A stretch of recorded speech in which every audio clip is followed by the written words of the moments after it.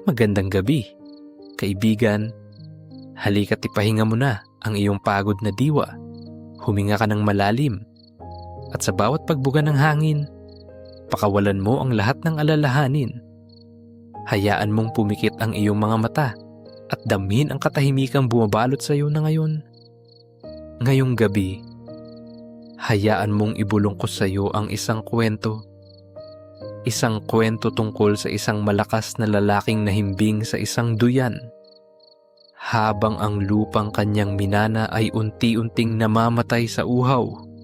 Ito ay kwento ng isang pusong natutulog, nagigisingin ng pinakadalisay na tinig, upang mahanap ang kanyang lakas hindi sa kanyang mga braso, kundi sa kanyang pagmamahal. Kaya't magpahinga ka na. Kaibigan, hayaan mong ang daloy ng kwentong ito ang maging banayad na ugoy, ang himig na maghahatid sa iyo sa mahimbing na pagkakatulog. Sa isang sulok ng kanayunan kung saan ang hangin ay may dalang amoy ng basang lupa at ang katahimikan ay binabasag lamang ng huni ng mga kuliglig. May isang lupain na tila kinalimutan na ng araw. Hindi ito isang ordinaryong kapirasong lupa.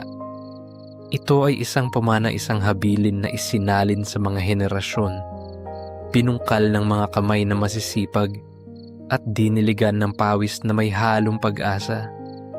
Ngunit ngayon, ang lupaing iyon ay isang larawan ng kapabayaan. Ang dating lunti ang taniman ay isa na lamang magulong dagat ng mga damong hanggang baywang ang taas, na sumasayaw sa ihip ng hangin na parang mga alon ng pangungutya. Ang lupa mismo ay bitak-bitak, uhaw na uhaw, tila isang palad na nakalahad sa langit, ngunit walang pumapatak na biyaya. Sa gitna ng lahat ng ito, sa lilim ng isang matayog na puno ng mangga, ay may isang duyan na yari sa abaka. At sa duyang iyon, mahimbing na natutulog si Juan. Si Juan Tamad, isang pangalan na tila kasing bigat ng isang sumpa. Ngunit para sa kanya, ito'y isang malambot na unan.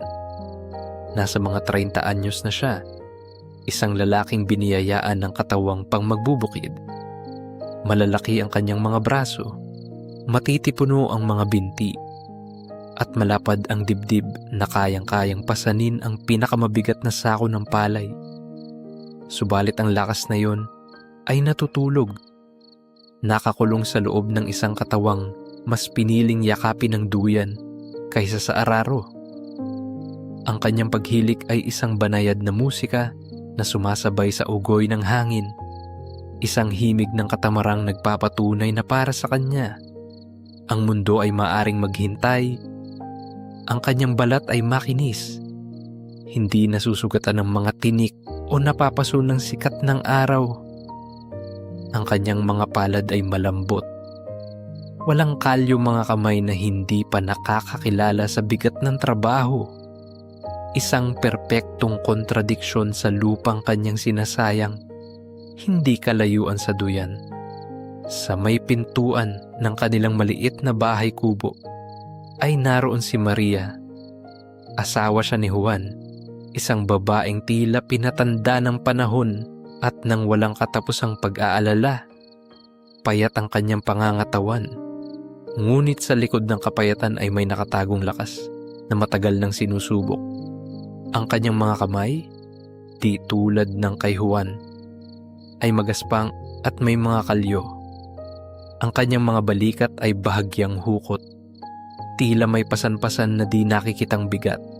Sa isang maliit na espasyo sa tabi ng kanilang hagdan, nagtatanim siya ng ilang gulay, kamatis, talong at ampalaya.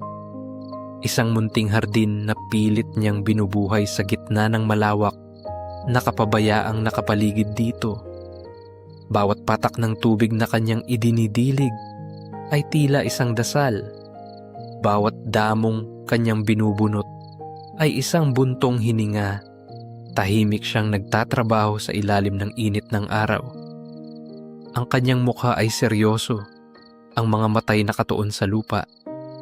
Ngunit ang kanyang isip ay nasa lalaking natutulog sa duyan. Ilang beses na ba niyang sinubukan? Ilang pakiusap na ba ang kanyang binitiwan? Tila ang kanyang mga salita ay nagiging hangin lamang na dumadaan sa taingan ni Juan. Ngunit ngayon, susubukan niya ulit. Dahan-dahan siyang lumapit sa duyan. Ang kanyang mga yapak ay halos hindi marinig sa tuyong lupa. Tumayo siya sa tabi nito. Pinagmasdan ang payapang mukha ng kanyang asawa. Sa pagtulog nito, tila bumabalik ang Juan na dati niyang minahal, isang Juan na puno ng pangako. "Juan," mahina niyang tawag. Ang kanyang boses ay tila isang bulong na ayaw makagambala. Ang araw ay mataas na. Baka gusto mo nang simulan ang paglilinis sa bukid. Bahagyang iminulat ni Juan ang kanyang mga mata. Isang siwang lamang, sapat para makita ang nakatayo niyang asawa. Isang ngiti ang gumuhit sa kanyang mga labi, isang ngiting kaakit-akit at puno ng kapayapaan. Ito ang kanyang sandata laban sa lahat ng responsibilidad. "Maria, mahal ko." Malambing ni Bianca sagot.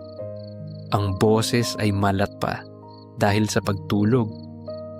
"Huwag kang mag-alala. May bukas pa naman." May bukas pa naman. Apat na salitang simple ngunit mabigat. Para kay Juan, ito ay isang pangako ng isa pang araw ng pahinga. Ngunit para kay Maria, ito ay isang hatol-hatol ng isa pang araw ng paghihirap. Isa pang araw ng pagtitiis. Isa pang araw ng unti-unting pagkamatay ng pag-asa. Walang salitang lumabas sa bibig ni Maria. Ano pa ba ang kanyang sasabihin? Ang lahat ay nasabi na. Sa halip, isang malalim na buntong hininga ang kanyang pinakawalan, isang tunog ng pagod at pagsuko. Tumalikod siya at bumalik sa kanyang munting hardin. Doon, sa harap ng kanyang mga halaman, ipinagpatuloy niya ang kanyang tahimik na pakikibaka. Habang nagbubunot ng damo, hindi niya napigilan ng isang butil ng luha na pumatak mula sa kanyang mga mata at tumulo sa uhaw na lupa. Isang patak ng alat sa gitna ng natutuyong lupain. Sa isang sulok, naglalaro ang kanilang anak na si Elena. Nasa 5 o 6 na taong gulang pa lamang. Isang batang may malalaki at bilog ang mga mata na animoy mga buto ng longgan. Tahimik siyang naglalaro ng mga bato. Lumilikha ng sarili niyang mundo na malayo sa bigat na nararamdaman ng kanyang mga magulang. Paminsan-minsan, sumusulyap siya sa kanyang ama na nasa duyan. Pagkatapos ay sa kanyang ina na nakayuko sa halamanan. Sa kanyang musmos na isipan, hindi niya lubos na nauunawaan ang lahat. Ngunit nararamdaman niya ang katahimikan, isang katahimikang hindi payapa, kundi mabigat at malungkot. Ang bahay kubo nila ay saksi sa lahat. Ang mga dingding na sawali ay may mga butas na. Ang bubong na pawid ay may ilang bahaging tinatagos na ng ulan. Ang hagda ng kawayan ay umuugang sa bawat tapak. Ang buong istruktura ay tila humihinga kasama ng pamilya pagod at unti-unting bumibigay. Ang duyan ni Juan na nakasabit sa 2 matibay na sanga ng mangga. Ang tanging bagay na mukhang matatag at hindi nagbabago. Ito ang kanyang trono, ang kanyang kaharian, ang kanyang kulungan. Dito, siya ang hari ng katamaran, ang pinuno ng mga dahilan ng magtatakip silim. Nagsimulang magbago ang kulay ng paligid. Ang matinding sikat ng araw ay napalitan ng isang malumanay na kulay kahel. Ang mga anino ay humaba at ang mga damo sa bukid ni Juan ay tila naging mga itim na multo na sumasayaw sa papalubog na liwanag. Nagising si Juan, hindi dahil sa konsensya, kundi dahil sa pagkalam ng kanyang sikmura. Bumangon siya mula sa duyan. Nag-inat na parang isang pusang kagigising lamang Sa mahabang pagkakatulog, ang kanyang mga kalamnan ay nanatiling malakas. Hindi nababawasan ng kanyang kawalan ng gawa. Pumasok siya sa loob ng bahay. Naabutan niya si Maria na naghahanda ng kanilang hapunan, isang maliit na isdang pinirito at kanin. Ang amoy ng pagkain ay simple, ngunit sapat na para punan ang maliit nilang tahanan. Umupo si Juan sa hapag, kasama si Elena. Walang nagsasalita. Ang tanging maririnig ay ang tunog ng kanilang mga kutsara at tinidor na tumatama sa plato. Ang katahimikan sa pagitan nila ay mas mabigat pa kaysa sa buong araw na trabaho sa bukid. Si Maria ay kumakain ng nakayuko. Ang kanyang mga mata ay nasa plato lamang. Si Juan naman ay kumakain na parang walang anumang problema sa mundo. Para sa kanya, ito ay isang ordinaryong araw lamang, isang araw na nagtapos, tulad ng maraming araw na nagdaan. Pagkatapos kumain, lumabas muli si Juan at umupo sa hagdanan. Pinagmasdan niya ang papalubog na araw, isang magandang tanawin. Ngunit sa likod ng ganda nito ay ang katotohanan ng isang araw na nasayang. Ang lupa sa kanyang harapan ay isang malawak na paalala ng kanyang mga tungkuling hindi nagampanan. Ngunit para kay Juan, ang mga damo ay hindi simbolo ng kapabayaan. Para sa kanya, ang mga ito ay simpleng bahagi lamang ng tanawin, isang lunti ang kumot na bumabalot sa lupa habang ito ay nagpapahinga. Tulad niya, ang lupa ay nagpapahinga lamang at bukas, may bukas pa naman para gisingin ito. Sa pag-iisip na yon, isang pakiramdam ng kapayapaan ang muling bumalot sa kanya. Hindi niya namalayan ang mga matang nakamasid sa kanya mula sa bintana, ang mga mata ni Maria na puno ng isang pag-ibig na pagod ng umasa. Ngunit hindi pa rin tuluyang sumusuko. At sa tabi niya, ang mga mata ni Elena na puno ng isang tanong na hindi pa niya kayang bigkasin. Ngunit malapit nang maging isang tinig na gigising sa natutulog na araw. Ang gabi ay bumagsak na parang isang itim na kumot sa kanilang munting tahanan. Dala ang lamig na tila tumatago sa mga siwang ng sawali. Sa loob ng bahay kubo, ang tanging liwanag ay nagmumula sa isang maliit na gasera na nakapatong sa hapag. Ang apoy nito'y sumasayaw. Lumilikha ng mga aninong gumagalaw sa dingding, mga aninong tila nag-uusap. Mas maingay pa kaysa sa 3 taong magkakasama sa silid. Tapos na silang maghapunan. Ang mga plato ay malinis na. Hindi dahil sa busog sila, kundi dahil sa simula pa'y kakaunti na ang laman. Ang natirang kanin ay itinabi ni Maria para sa kanilang almusal kinabukasan.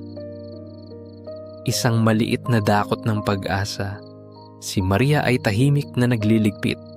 Ang bawat galaw niya ay mabagal at tila kinakalkula. Isang ritual na kabisado na niya. Ang kanyang katahimikan ay isang pader na matagal na niyang itinayo sa pagitan niya at ng kanyang mga kabiguan. Si Juan naman ay nakaupo sa isang sulok, nakasandal sa dingding. Ang kanyang mga matay nakapikit, ngunit ang kanyang diway gising. Pinakikinggan niya ang mga tunog ng gabi, ang huni ng mga kuliglig, ang kaluskos ng mga dahon sa labas, ang banayad na paghinga ng kanyang asawa. Sa mga sandaling tulad nito, ang katotohanan ay tila mas malinaw. Ang kapayapaang dulot ng kanyang duyan sa umaga ay naglalaho sa dilim ng gabi. At ang naiiwan ay isang pakiramdam ng pagkukulang na hindi niya masabi. Si Elena, na kanina patahimik sa isang tabi, ay dahan-dahang tumayo. Lumapit siya sa kanyang ama. Ang kanyang maliliit na paa ay halos walang tunog sa sahig na kawayan. Huminto siya sa harap ni Juan. Tumingala siya. Ang kanyang malalaking mata ay sumasalamin sa nag-iisang liwanag ng gasera. Tinitigan niya ang mukha ng kanyang ama. Isang mukhang pamilyar, ngunit sa mga sandaling iyon ay tila napakalayo. Naghintay si Juan. Akala niya'y hihingi ito ng isang yakap o isang halik para makatulog. Ngunit iba ang lumabas sa bibig ng bata. Tatay. Bulong ni Elena. Ang kanyang boses ay sinlambot ng isang amihan, ngunit may bigat na hindi kayang dalhin ng hangin. Gutom po ako. Isang tanong o isang pahayag. Hindi. Ito ay isang katotohanan. Isang simpleng katotohanan na binitiwan sa hangin na may bigat ng isang malaking bato. Para kay Juan, ang mga salitang iyon ay hindi pumasok sa kanyang tainga. Sila'y direktang tumusok sa kanyang puso. Sa isang iglap, ang lahat ng ingay sa paligid ay nawala. Ang huni ng kuliglig ay biglang tumigil. Ang pagsayaw ng anino sa dingding ay natigilan. Ang tanging naririnig niya ay ang malakas na pagkabog ng sarili niyang dibdib. Isang tunog na parang tambol na nagbabadya ng isang digmaan sa kanyang kalooban. Dahan-dahan niyang iminulat ang kanyang mga mata at tumingin sa kanyang anak. Sa mga mata ni Elena, nakita niya ang sarili niyang refleksyon, isang higanting anino na bumabalot sa isang maliit na liwanag. Nakita niya ang gutom, hindi lang sa tiyan, kundi gutom sa isang amang dapat sana'y tagapagtanggol at tagapagbigay. Walang panunumbat sa mga mata ng bata. Ang nandoon lamang ay isang dalisay na pagtitiwala, isang pananampalataya na ang kanyang ama ay may magagawa. At sa sandaling iyon, naramdaman ni Juan ang bigat ng pananampalatayang iyon. Mas mabigat pa ito kaysa sa pinakamalaking bato na kaya niyang buhatin. Napabaling ang kanyang tingin sa kanyang mga kamay na nakapatong sa kanyang mga hita. Malalaki, malalakas, ngunit malilinis at walang kalyo. Mga kamay na nilikha para sa pagbubungkal ng lupa, ngunit ginugol ang panahon sa pagyakap sa isang duyan. Mga kamay na dapat sana'y nagtatanim ng buhay, ngunit naging kasangkapan lamang ng katamaran. Isang matinding hiya ang gumapang sa kanyang buong pagkatao. Isang hiya na mas masakit pa sa anumang pisikal na sakit. Pagkatapos ay tumingin siya kay Maria na nakatayo sa tabi ng lababo. Nakatalikod, ngunit ramdam niya ang pagtigil nito sa paggalaw. Hindi niya kailangang makita ang mukha nito para malaman ang laman ng isip nito. Sa katahimikan ni Maria, narinig ni Juan ang lahat ng salitang hindi nito sinabi sa loob ng maraming taon. Ang mga pakiusap, ang mga pagluha, ang mga gabing walang tulog, ang pagod na unti-unting kumakain sa kanyang lakas. At sa kauna-unahang pagkakataon, hindi niya ito narinig bilang isang sermon o paninisi. Narinig niya ito bilang isang awit ng pagtitiis at nasasaktang pag-ibig. Walang salitang namutawi sa bibig ni Juan. Ano pa ang sasabihin niya? Ang may bukas pa naman ay naging abo sa kanyang dila. Ang bukas ay dumating na, at ito ang itsura nito, isang gutom na anak at isang asawang pagod ng umasa. Dahan-dahan niyang itinaas ang kanyang kamay at hinaplos ang buhok ni Elena. Pagkatapos ay tumayo siya, lumapit kay Maria, at niyakap ito mula sa likuran. Naramdaman niya ang pagkabigla sa katawan ng kanyang asawa, na sinundan ng isang bahagyang panginginig. Hindi ito isang yakap ng pangaalo. Ito ay isang tahimik na pag-amin ng kasalanan. Isang pangakong walang salita. Ng gabing iyon, hindi natulog si Juan. Habang si Maria at Elena ay mahimbing na sa kanilang banig, siya'y nakahiga, ngunit dilat ang mga mata. Nakatitig sa madilim na kisame. Ang bawat kaluskos sa labas ay tila isang tinig na bumubulong sa kanya. Ang duyan sa labas ay tila tinatawag siya. Inaakit siyang bumalik sa kanyang komportabling mundo. Ngunit ang tinig ni Elena ay mas malakas. "Tatay, gutom po ako." Paulit-ulit itong umaling-awngaw sa kanyang isipan. Isang matamis na himig na naging isang sigaw. Isang sigaw na gumising sa lahat ng natutulog sa kanyang pagkatao. Bago pa man tumilaok ang mga manok, bago pa man magpakita ang unang sinag ng araw sa silangan, bumangon si Juan. Ang kanyang mga galaw ay tiyak at may layunin. Hindi na siya ang lalaking nag-aantay sa sikat ng araw para lamang maghanap ng lilim.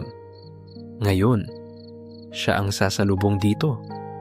Nagtungo siya sa isang sulok ng kanilang bahay kung saan nakatambak ang mga gamit sa bukid. Ang mga ito'y matagal nang hindi nagagalaw, nababalutan ng alikabok at sapot ng gagamba. Kinuha niya ang isang itak. Ang talim nito'y mapurol at may kalawang. Kinuha niya ang isang pala. Ang hawakan nito'y magaspang sa kanyang palad. Ang bigat ng mga kasangkapang ito ay tila bago sa kanya. Ngunit may isang bahagi sa kanyang katawan na nakakaalala. Ang mga kalamnan sa kanyang braso ay tila nagising. Handa ng gampanan ang kanilang tunay na tungkulin. Lumabas siya ng bahay. Ang hangin ng madaling araw ay malamig at sariwa. Ang mundo ay tahimik pa, nababalot sa isang kulay abong liwanag. Tumayo siya sa harap ng kanyang lupain, ang kanyang minanang kahihiyan. Ang dagat ng mga damo ay tila isang halimaw na natutulog sa dilim. Isang halimaw na siya mismo ang nagpalaki. Sa unang pagkakataon, hindi niya ito tiningnan bilang isang tanawin. Tiningnan niya ito bilang isang kalaban. Isang kalaban na kailangan niyang talunin. Hindi para sa kanyang sarili, kundi para sa dalawang taong natutulog sa loob ng bahay. Humigpit ang hawak niya sa itak. Itinaas niya ito. Ang kanyang mga braso ay buo ang lakas. At sa isang malakas na galaw, ibinagsak niya ito sa pinakamakapal na kumpol ng damo. Ang tunog ng talim na tumama sa mga sanga at ugat ay pumunit sa katahimikan ng umaga. Isang tunog na matalas, marahas, at puno ng determinasyon. 1, 2, 3, sunod-sunod. Walang tigil. Ang bawat paghataw ay hindi lamang pagputol sa mga damo. Ito ay pagputol sa mga tanikalan ng katamaran na matagal nang gumapos sa kanya. Ang pawis ay nagsimulang mamuo sa kanyang noo. Ngunit hindi niya ito ininda. Ito ay isang banal na tubig na naglilinis sa kanyang mga kasalanan. Sa pagsikat ng araw sa silangan, hindi na ito isang paalala ng isa pang araw ng pahinga. Ito ay isang saksi sa pagsilang ng isang bagong Juan.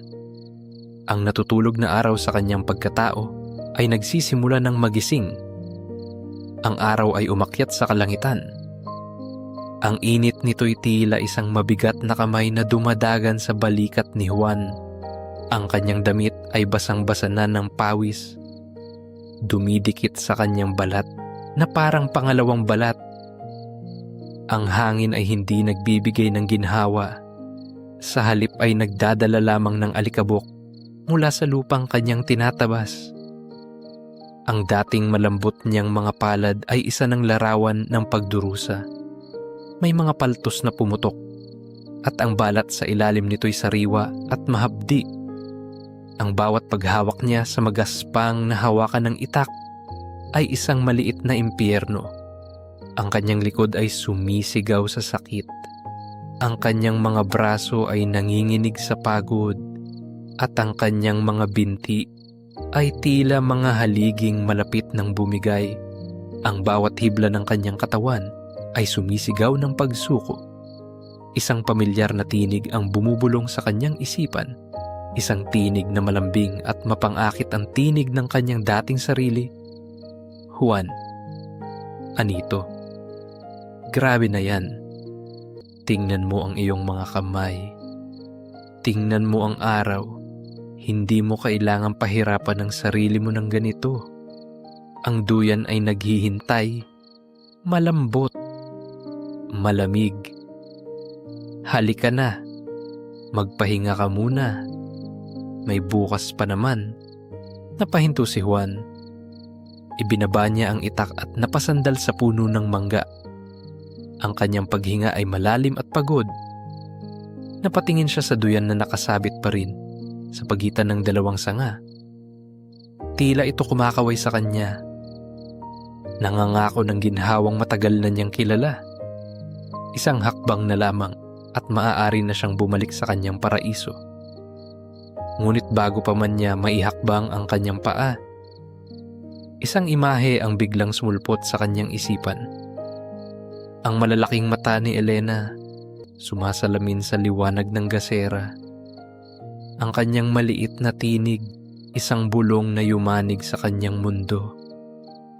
Tatay, gutom po ako. Ang alaala ay tila isang malakas na sampal. Ikinuyom niya ang kanyang mga kamay. Kahit na ang sakit ay halos di na niya matiis.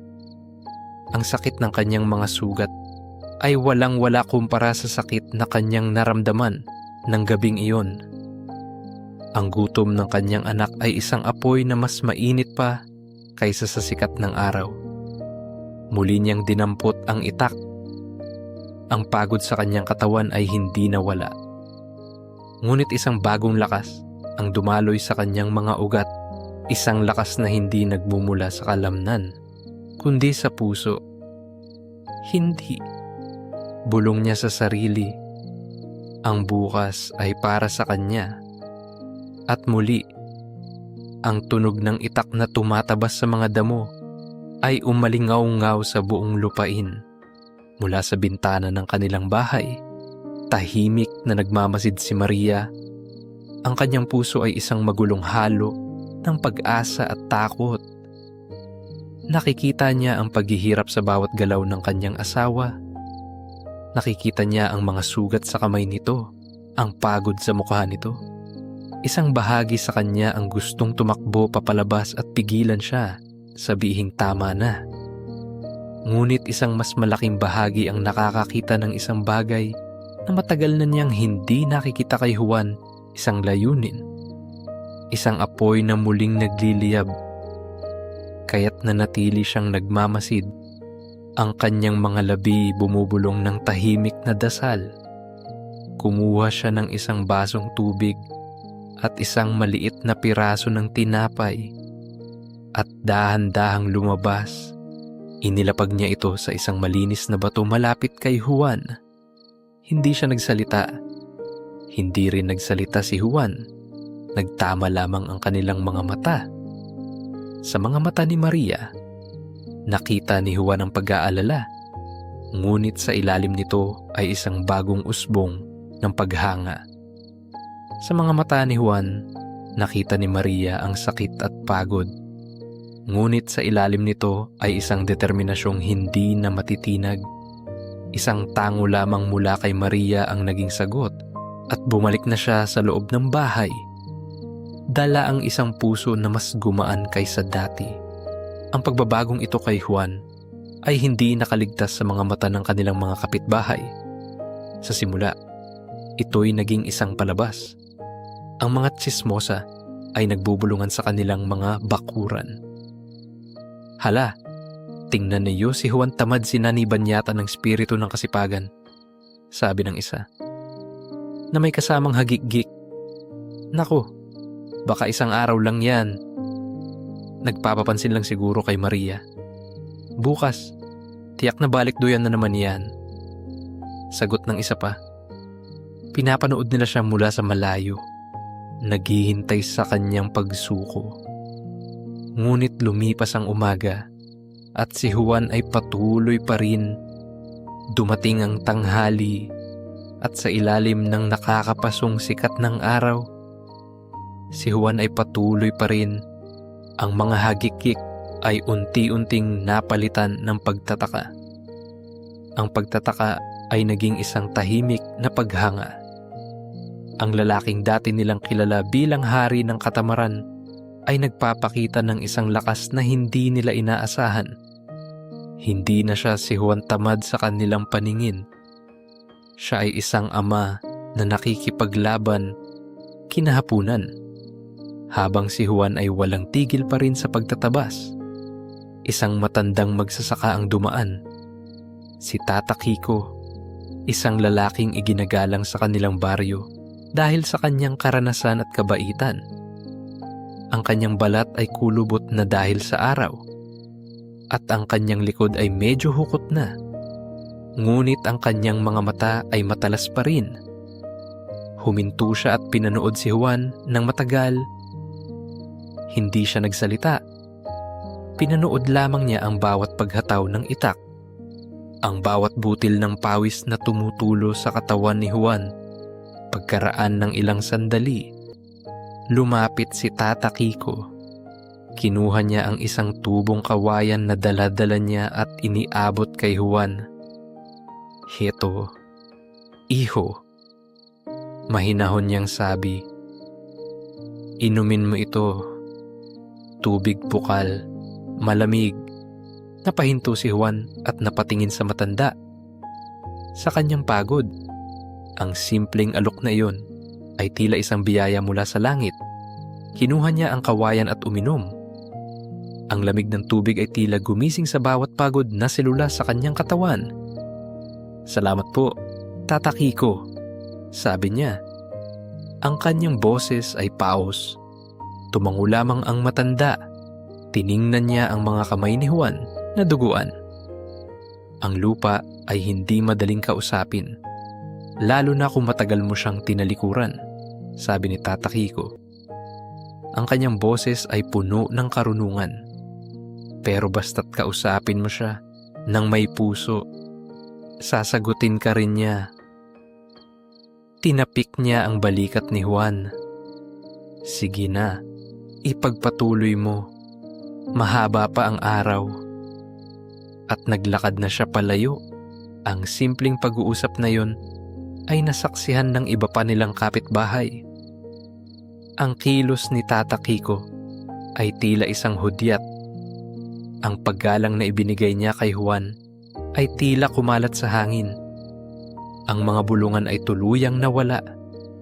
Isang binatilyo na nagpapastol ng kalabaw ang napasigaw. "Grabe, pare, ang lakas niyo pala, Mang Juan." Isang ngiti ang sumilay sa pagod na mukha ni Juan. Nang ang araw ay muling lumubog, si Juan ay halos hindi na makatayo sa pagod. Ngunit sa kanyang likuran, may isang maliit na bahagi na ng lupa na malinis na. Isang maliit na parisukat sa gitna ng malawak na kapabayaan. Isang maliit na tagumpay. Isang patunay na may nangyari. Habang papilay-pilay siyang naglalakad pabalik sa bahay, napansin niya ang kanyang mga kapitbahay na nakatayo sa kani-kanilang mga bakuran. Ngunit ngayon, iba na ang kanilang mga tingin. Wala na ang pangungutya. Ang naroon ay isang bagong uri ng paggalang. At sa di kalayuan, nakita niya ang isa sa kanila, si Mang Cardo. Natahimik na hinahasa ang kanyang sariling itak. Isang maliit na kislap sa papalubog na liwanag. Isang tahimik na pangako ng pagbabayanihan na malapit nang magsimula. Kinabukasan, ang katawan ni Juan ay isang mapa ng sakit. Bago pa man imulat ang kanyang mga mata, naramdaman na niya ang bawat kalamnan na tila pinupunit. Ang bawat kasukasuan na parang kinakalawang na bisagra. Ang pagbangon mula sa banig ay isang napakabigat na gawain. Ang bawat galaw ay may kasamang ungol ng sakit. Ang kanyang mga kamay na binalutan ni Maria ng dinikdik na dahon ng bayabas kagabi ay namamaga at kumikirot pa rin. Kahapon, ang kanyang lakas ay dala ng bugso ng damdamin ng hiya, ng pag-ibig, ng desperasyon. Ngunit ngayon, sa malamig na liwanag ng umaga, ang natitira na lamang ay ang hubad na katotohanan ng pisikal na paghihirap. Umupo siya sa gilid ng banig, Nakayuko. Ang kanyang mga siko ay nakapatong sa kanyang mga tuhod. Ang tinig ng pagdududa ay muling bumulong. Mas malakas ngayon. Kaya mo pa ba? Juan, isang araw pa lang yan. Paano pa ang mga susunod? Ang katawan mo'y bumibigay na. Ang lupang iyan ay napakalawak. Hindi mo yan kakayanin mag-isa. Sandali siyang natigilan. Totoo? Paano nga ba? Ang liit na bahaging nalinis niya kahapon ay tila isang patak lamang ng tubig sa gitna ng isang malawak na karagatan. Ngunit sa gitna ng kanyang pag-aalinlangan, narinig niya ang isang mahinang kaluskos. Iminulat niya ang kanyang mga mata at nakita si Elena. Nakatayo sa kanyang tabi, hawak ang isang maliit na tasa ng kape. Ang kanyang mga mata ay puno ng pag-aalala para sa kanyang ama. Tatay, mahina niyang sabi, "Kape po, para malakas po kayo." Ang simpleng alok na yun, ang dalisay na pagmamahal sa mga mata ng kanyang anak, ay sapat na. Ito ang sagot sa lahat ng kanyang pagdududa. Hindi mahalaga kung gaano kasakit, hindi mahalaga kung gaano katagal. Basta't para sa kanya, gagawin niya. Kinuha niya ang tasa, ang kanyang mga daliri nanginginig. "Salamat, anak," sabi niya. At isang tunay na ngiti ang unang beses na muling sumilay sa kanyang mga labi mula nang magsimula ang kanyang pagbabago. Sa kabila ng sakit, pinilit niyang tumayo. Dahan-dahan siyang kumilos. Ininda ang bawat kirot. Muli niyang kinuha ang kanyang itak at lumabas ng bahay. Ang umaga ay mas malamig kaysa kahapon. Ang hamog ay nakapatong pa sa mga damo. Kumikinang na parang mga munting diamante. Huminga siya ng malalim. Inihanda ang sarili para sa isa na namang mahabang araw ng pakikipagbaka. Nagsimula siyang magtabas. Ang kanyang mga galaw ay mas mabagal ngayon. Mas maingat. Ang bawat paghataw ay may kasamang pagsinghap dahil sa sakit. Ngunit hindi siya tumigil. Ang tunog ng kanyang itak ay muling pumuno sa katahimikan. Isang malungkot ngunit matatag na ritmo. Isang tunog ng isang taong lumalaban mag-isa. Ilang sandali pa, isang anino ang tumabon sa kanya. Napahinto si Juan at lumingon. Nakatayo sa kanyang likuran si Mang Cardo, ang kapitbahay na nakita niyang naghahasa ng itak kagabi. Dala-dala nito ang sarili niyang gamit, isang matalas na itak at isang pala. Walang salitang namutawi sa bibig ni Mang Cardo. Tiningnan lamang niya si Juan. Pagkatapos ay ang malawak na damuhan. Isang tango lamang ang kanyang ibinigay. Pagkatapos, pumili siya ng kanyang pwesto sa di kalayuan at nagsimula na ring magtabas. Ang tunog ng itak ni Juan ay may kasama na ngayon. Dalawa na sila. Ang kanilang mga paghataw ay hindi sabay. Ngunit ang mga ito'y lumikha ng isang bagong musika, isang duet ng pagtutulungan. Napatingin si Juan kay Mang Cardo. Ang kanyang puso ay puno ng pasasalamat na hindi niya masabi. Gusto niyang magsalita, ngunit tila may bumara sa kanyang lalamunan. Isang tango lamang din ang kanyang naisagot, at ipinagpatuloy niya ang kanyang ginagawa. Ngayon ay may bagong sigla. Ang tunog ng dalawang itak ay tila isang tawag. Hindi nagtagal, isa pang kapitbahay, si Mang Lito, ang dumating dala ang kanyang kalaykay. Kasi naman, sabi niya, habang papalapit, "Ang ingay ninyo. Hindi na ako makatulog. Sige na nga, tutulong na ako para matapos na to." Ang kanyang mga salita ay pabiro. Ngunit ang kanyang mga mata ay seryoso. At nagsimula na siyang magkalaykay sa mga damong natabas na. At sila'y naging tatlo. Ang eksenang iyon ay tila isang imbitasyon na kumalat sa buong baryo. Mula sa kanilang mga bahay, Isa-isang nagsilabasan ang mga kalalakihan. Ang iba'y may dalampala, ang iba'y asarol, ang iba'y karit. Walang nagutos, walang nag-organisa. Sila'y kusa lamang na dumating. Dala ng isang diwang matagal nang natutulog sa kanilang komunidad, ang diwa ng bayanihan. Ang dating malungkot na bukirin ni Juan ay biglang napuno ng mga tao, ng mga galaw, ng mga tunog ng paggawa. Si Juan ay napahinto sa gitna ng lahat. Hawak pa rin ang kanyang itak. Tiningnan niya ang kanyang mga kapitbahay. Ang mga mukhang dati nangungutya sa kanya ay ngayoy pawisan at seryoso sa pagtulong. Ang mga taong dati tinataguan niya dahil sa hiya ay ngayoy kanyang mga kasama. Isang mainit na pakiramdam ang gumapang sa kanyang dibdib at hindi niya napigilan ang mga luhang namuo sa kanyang mga mata. Lumapit siya sa pinakamalapit sa kanya, si Mang Berto. "Naku, mga pare, salamat. Hindi ko alam kung paano kayo pasasalamatan," sabi niya. Ang kanyang boses ay nanginginig. Tinapik ni Mang Berto ang kanyang balikat. "Hala ka dyan. Ano ka ba, Juan? Para tayong hindi magkakapitbahay.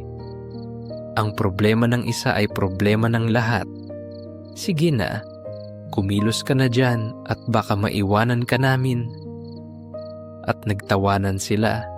Ang tawanan na iyon ay nagpagaan sa lahat. Ang bigat na pasan-pasan ni Juan ay tila gumaan. Ipinamahagi sa mga balikat ng kanyang mga kaibigan. Hindi na ito ang kanyang bukirin lamang. Ito ay naging bukirin na nilang lahat. Mula sa bahay, si Maria ay hindi makapaniwala sa kanyang nakikita. Ang kanyang mga mata ay malabo dahil sa mga luha ng kaligayahan. Ang mga dasal na ibinulong lamang niya sa hangin ay ngayon nagkakaroon ng katuparan sa kanyang harapan. Hindi nagtagal. Ang mga asawa ng mga lalaking nagtatrabaho ay nagsidatingan din. Si Aling Nena ay may dalang isang kaldero ng mainit na lugaw. Si Aling Pacing ay may dalang isang banga ng malamig na tubig. Sila'y nagtipon-tipon sa kusina ni Maria at ang maliit na espasyo ay napuno ng tawanan at kwentuhan habang sama-sama silang naghahanda ng pananghalian para sa kanilang mga asawa. Ang bayanihan ay hindi lamang sa bukid. Ito'y nasa loob din ng kanilang mga tahanan. Si Elena ay tumatakbo-takbo sa paligid. Ang kanyang tawa ay sumasabay sa ingay ng mga gamit bukid. Hindi na siya ang batang may malungkot na mga mata. Ngayon, ang kanyang buong mukha ay isang liwanag. Siya ang buhay na simbolo ng dahilan kung bakit naroon silang lahat. Ang kanyang tawa ang nagpapaalala sa kanila na ang kanilang pagod ay para sa kinabukasan ng kanilang mga anak. Ang araw ay lumipas nang hindi nila namamalayan. Ang dating halimaw na damuhan ay unti-unti nang natatalo.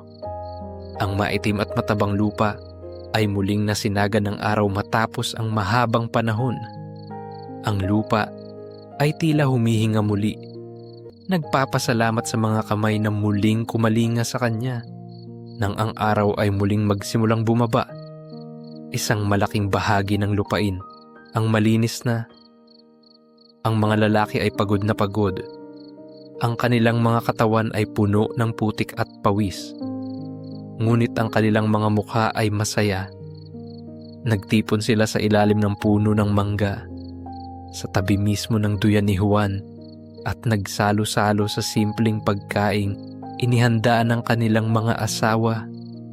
Ang duyan, na dati simbolo ng katamaran, ay ngayon naging isang tahimik na saksi sa lakas ng kanilang pagkakaisa.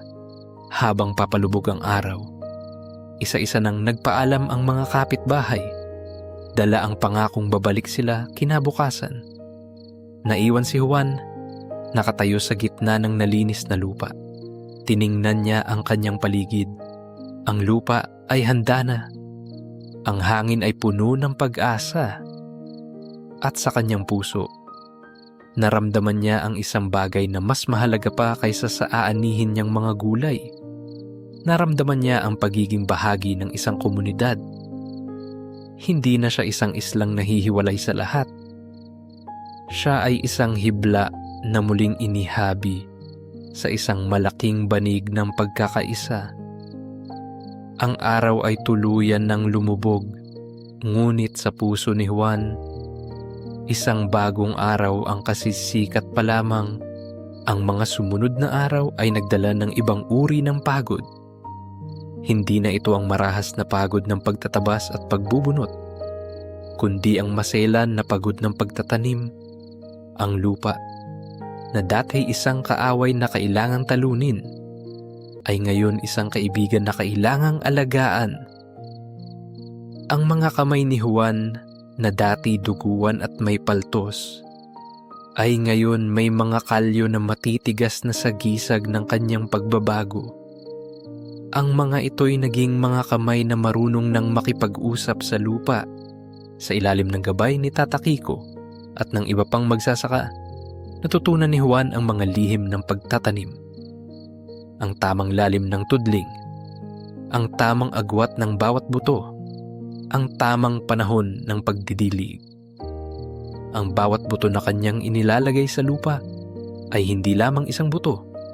Ito ay isang dasal, isang pangako, isang piraso ng pag-asa para sa kinabukasan. Hindi na siya nag-iisa. Si Maria ay palaging nasa kanyang tabi. Ang dating pagod sa mukha ay napalitan ng isang masiglang determinasyon. Ang kanyang mga kamay, na dati sa munting hardin lamang sanay, ay ngayon buong pusong tumutulong sa malawak na bukirin. Maging si Elena ay may sariling maliit na gawain. Siya ang tagadala ng maliliit na buto. Inihaabot niya ito sa kanyang ama na may ngiti sa labi, na para bang sila'y naglalaro lamang. Ang buong pamilya ay naging isang unit.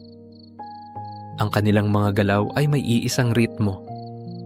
Ang kanilang mga puso ay may iisang tibok.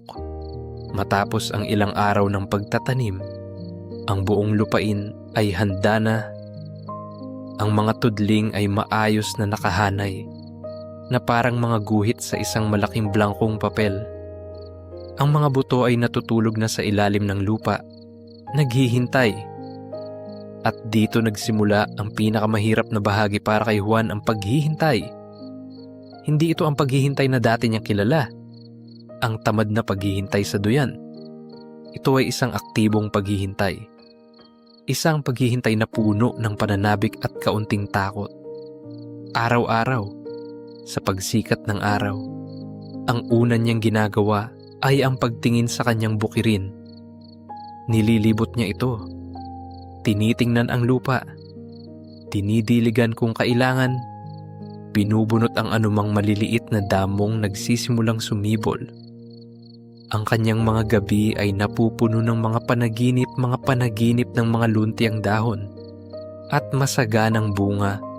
Isang umaga, habang si Juan ay nagdidilig, narinig niya ang isang masayang sigaw. "Tatay, halika po. Tingnan ninyo." Ito ay ang tinig ni Elena. Mabilis na ibinaba ni Juan ang kanyang pandilig at tumakbo palapit sa kanyang anak. Nakaturo si Elena sa isang bahagi ng lupa. Ang kanyang mga mata ay nanlalaki sa tuwa at pagkamangha.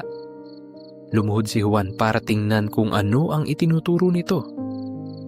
At doon, sa gitna ng maitim na lupa, nakita niya ito. Isang napakaliit na bagay, halos hindi mapansin. 2 maliliit na luntiang dahon na buong tapang na sumisibol mula sa lupa. Tila sinasabing, "Narito na ako, ang unang usbong." Napako ang tingin ni Juan dito. Ang isang bagay na napakaliit ay may dalang napakalaking kahulugan. Ito ang sagot ng lupa. Ito ang patunay na ang kanyang pagod ay hindi nasayang. Ito ang pisikal na anyo ng pag-asa. Dahan-dahan, itinaas niya ang kanyang kamay na para bang natatakot na baka ito'y isang panaginip lamang gamit ang dulo ng kanyang magaspang na daliri. Marahan niyang hinaplos ang maliit na dahon. Naramdaman niya ang buhay dito isang buhay na siya mismo ang nagtanim. Isang mainit na agos ang dumaloy mula sa kanyang puso patungo sa kanyang mga mata. At hindi niya namalayan na siya'y lumuluha na pala. Hindi ito luha ng kalungkutan, kundi luha ng isang kaligayahang hindi pa niya naramdaman sa buong buhay niya. Dumating si Maria na naalarma sa sigaw ni Elena. Nakita niya ang kanyang asawa na nakaluhod sa lupa, umiiyak. Ngunit nang makita niya ang itinuturo nito, naintindihan niya ang lahat. Lumuhod din siya sa tabi ni Juan. Walang nagsalita. Hinawakan lamang niya ang kamay ng kanyang asawa at sa kanilang katahimikan, sila'y nagkaintindihan. Ang maliit na usbong na iyon ay hindi lamang isang halaman. Ito ang kanilang pamilya muling sumisibol, muling nabubuhay. Ang unang usbong ay sinundan pa ng marami. Sa loob ng ilang linggo, ang dating itim na lupain ay unti-unting nabalutan ng lunti ang kulay. Ang bukirin ay naging isang hardin, isang paraisong nilikha ng kanilang mga kamay. At hindi nagtagal, ang mga bulaklak ay naging mga bunga. Ang mga kamatis ay namula na parang mga pisngi ng isang dalaga. Ang mga talong ay kumintab sa kanilang kulay ube. Ang mga ampalaya ay nakabitin na parang mga berdeng parol. Ang hangin ay napuno ng amoy ng kasaganaan. Dumating ang araw ng anihan. Ito ay hindi isang ordinaryong araw. Ito ay isang pista. Ang mga kapitbahay na tumulong sa kanila ay muling nagbalik.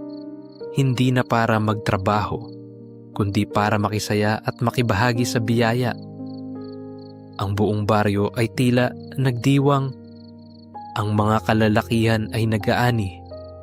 Ang mga kababaihan ay nagluluto. At ang mga bata ay nagtatakbuhan sa pagitan ng mga hanay ng gulay. Ang kanilang mga tawa ay mas matamis pa kaysa sa hinog na bunga ng mangga. Sa gitna ng lahat, nandoon si Juan. Ang kanyang katawan ay muling basang-basa ng pawis. Ngunit ngayon, ito ay pawis ng tagumpay. Tiningnan niya ang kanyang paligid. Nakita niya si Elena, tumatakbo papalapit sa kanya. Hawak ang isang malaking kamatis. Kinagat niya ito na parang isang mansanas. At ang katas nito'y tumulo sa kanyang baba. "Tatay, ang sarap po," sigaw niya. Ang kanyang mukha ay puno ng saya. Nakita niya si Maria, nakikipagtawanan sa ibang mga ina. Ang kanyang mukha ay payapa at masaya, isang itsurang matagal nang ipinagkait sa kanya ng panahon. Lumapit si Tata Kiko kay Juan, na tahimik na nakamasid sa lahat. Tinapik niya ito sa balikat. "Nakikita mo, iho," sabi ng matanda. Ang kanyang mga mata ay kumikinang. "Hindi ka lang nagtanim ng gulay. Itinanim mong muli ang iyong karangalan." Ang mga salitang iyon ay tumagos sa puso ni Juan. Oo, karangalan. Ang bagay na matagal na niyang iwinaglit, na akala niya'y hindi na niya muling mahahanap. Ngayon, nararamdaman niya ito sa bawat hibla ng kanyang pagkatao. Nasa bigat ng mga gulay na kanyang inaani. Nasa pawis na tumutulo sa kanyang likod. Nasa ngiti ng kanyang asawa at tawa ng kanyang anak. Nang ang araw ay muling lumubog at ang mga kapitbahay ay isa-isa nang umuwi dala ang kanilang bahagi sa ani. Naiwan si Juan sa gitna ng kanyang paraiso. Umupo siya sa lupa. Isinandal ang kanyang likod sa puno ng mangga. Tiningnan niya ang duyan na nakasabit pa rin doon Hindi na niya ginalaw. Hindi na ito isang trono ng katamaran, kundi isang paalala ng kanyang dating sarili, isang paalala kung gaano nakalayo ang kanyang narating mula sa kanilang bahay. Nakita niya ang liwanag ng gasera. Narinig niya ang masayang usapan ni Maria at Elena. Isang tahanan, isang tunay na tahanan. Naalala niya ang kanyang dating mantra, may bukas pa naman. Ngumiti siya. Ngayon, naiintindihan na niya ang tunay na kahulugan nito. Ang bukas ay hindi isang dahilan para ipagpaliban ang gawain. Ang bukas ay hindi isang kalungan para sa mga tamad. Ang bukas ay ang ani na iyong pinipitas mula sa mga butong itinanim mo ngayon. Tumingin siya sa papalubog na araw sa kanluran. Ngunit sa kanyang puso, ramdam niya ang pagsikat ng isang bagong araw sa silangan. Ang natutulog na araw sa kanyang pagkatao ay gising na. At ang liwanag nito ay mas maliwanag pa kaysa sa araw na nagpapaalam. At sa liwanag na iyon, nakita ni Juan ang walang katapusang mga bukas na puno ng pag-asa, pag-ibig, at karangalan. At doon, sa ilalim ng puno ng mangga, naupo si Juan, hindi sa duyan, kundi sa mismong lupa, ang lupang dati kanyang tinalikuran, ngunit ngayoy kanyang naging kanlungan. Ang duyan ay naroon pa rin, tahimik na nakasabit, ngunit hindi na ito isang kulungan. Isa na lamang itong alaala, isang paalala ng isang Juan na natulog ng napakatagal. Tumingin siya sa kanyang tahanan. Ang maliit na ilaw mula sa gasera ay tila isang bituin na bumaba sa lupa. Sa loob, naroon ang kanyang tunay na yaman. Ang halakhak ni Elena na parang musika, at ang payapang ng ngiti ni Maria na mas mahalaga pa sa lahat ng ani sa mundo. Naintindihan niya ngayon, ang tunay na gutom na kanyang naramdaman ay hindi ang gutom sa pagkain, kundi ang gutom sa pagiging isang ama, isang asawa, isang haligi. Ang bawat butil ng pawis na pumatak sa lupa ay naging butil ng biyaya. Ang bawat kalyo sa kanyang palad ay naging medalya ng karangalan. Ang araw ay tuluyan ng lubog. Ngunit sa puso ni Juan, may isang araw na hinding-hindi na muling lulubog pa. Ang natutulog na araw ay tuluyan ng nagising. At dito nagtatapos ang ating kwento. Kaibigan, salamat sa iyong pakikinig, sa iyong pagsama sa paglalakbay ni Juan. Naway ang kwentong ito'y mag-iwan ng init at pag-asa sa iyong puso sa ating susunod na pagkikita.